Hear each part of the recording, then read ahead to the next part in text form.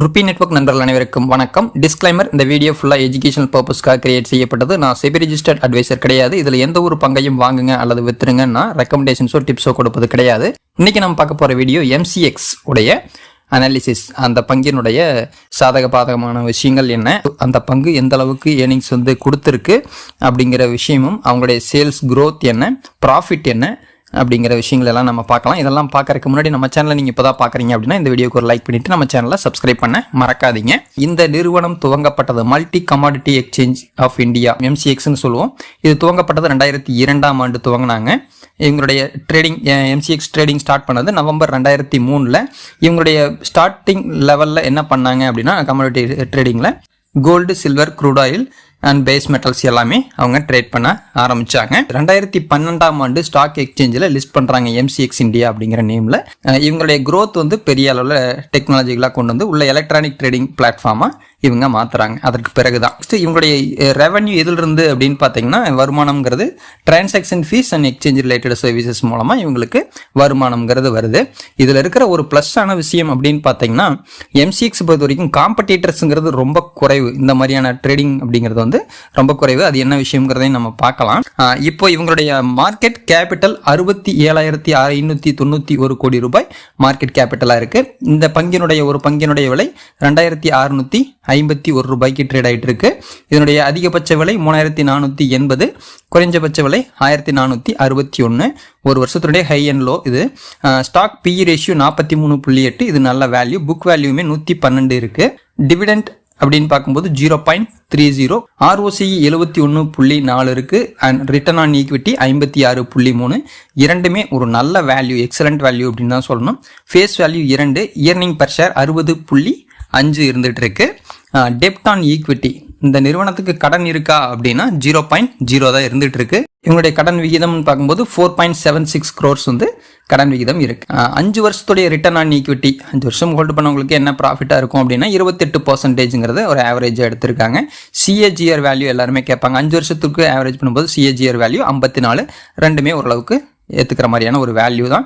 இவங்களுடைய total assets 2026 7,501 கோடி ரூபாய் டோட்டல் அசட்ஸாக வச்சிருக்காங்க.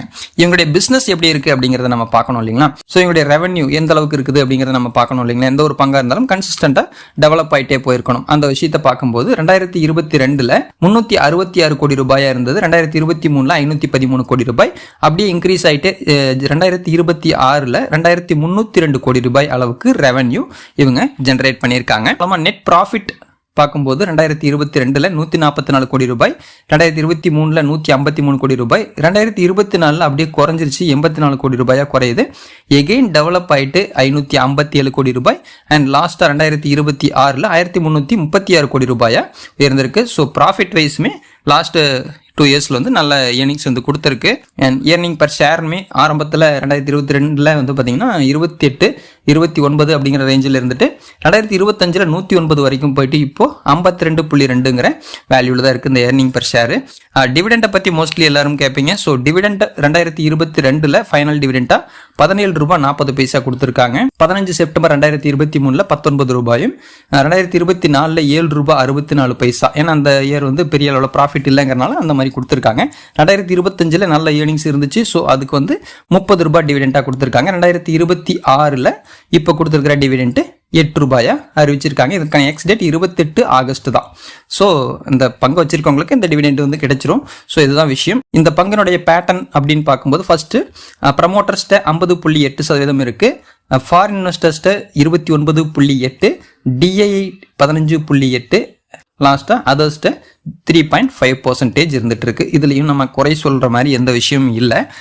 இதனுடைய இந்த பங்கினுடைய இதுவரைக்கும் பார்த்ததுல இது பங்கினுடைய சாதகமான விஷயங்கள் என்ன அப்படின்னு பார்க்கும்போது, இது கடன் இல்லாத நிறுவனமா இருந்துட்டு இருக்கு. குவார்டர் வைஸ் ரிசல்ட்ஸுமே பர்ஃபெக்டா இன்க்ரீஸ் ஆகிட்டு தான் இருக்கு. லாஸ்ட் 5 இயர்ஸ் உடைய CAGR வேல்யூ 48.7 அப்படிங்கிறது ஒரு நல்ல வேல்யூ, நல்ல profit growth. Return on equity 3 வருஷத்துல 36%ங்கிறதுமே ஒரு நல்ல வேல்யூ தான். அண்ட் இவங்க ஹெல்த்தியான டிவிடெண்ட் பே அவுட் கொடுத்துருக்காங்க 29.8ங்கிற ஒரு வேல்யூல. 10 வருஷத்தினுடைய சேல்ஸ் க்ரோத் கால்குலேட் பண்ணும் போதுமே 24% இருக்கு. இது எல்லாமே ஒரு சாதகமான விஷயம். சரி, இதனுடைய நெகட்டிவே இல்லையா அப்படின்னா, நான் ஹைலைட் பண்ணி கண்டுபிடிச்ச வரைக்கும் என்ன விஷயம் அப்படின்னா, இது இந்த டேட்டா எல்லாமே ஸ்க்ரீனரில் எடுக்கப்பட்ட டேட்டா தான். ஸோ இது நீங்கள் பார்த்தீங்கனாலும் நீங்களும் போய் பார்த்துக்கலாம். இதில் நெகட்டிவான விஷயம் அல்லது ரிஸ்க்கான விஷயம்னு பார்க்கும்போது இந்த பங்கினுடைய விலை புக் வேல்யூவோட 23 மடங்கு உயர்வாக ட்ரேட் ஆகிட்டு இருக்கு. ஸோ விலை கொஞ்சம் அதிகமாக இருக்குதுங்கிற ஒரு பாயிண்ட்டை தான் இதில் ரிஸ்க்கான பாயிண்ட்டாக சொல்கிறாங்க. ஸோ இந்த பங்கை பொறுத்த வரைக்கும் இது வரைக்கும் ஹோல்டு பண்ணவங்களுக்கு ஒரு நல்ல ப்ராஃபிட் கொடுத்துருக்கு. ஃபியூச்சரில் எந்த மாதிரி இருக்கும் அப்படிங்கிறத நம்ம வெயிட் பண்ணி தான் பார்க்கணும்.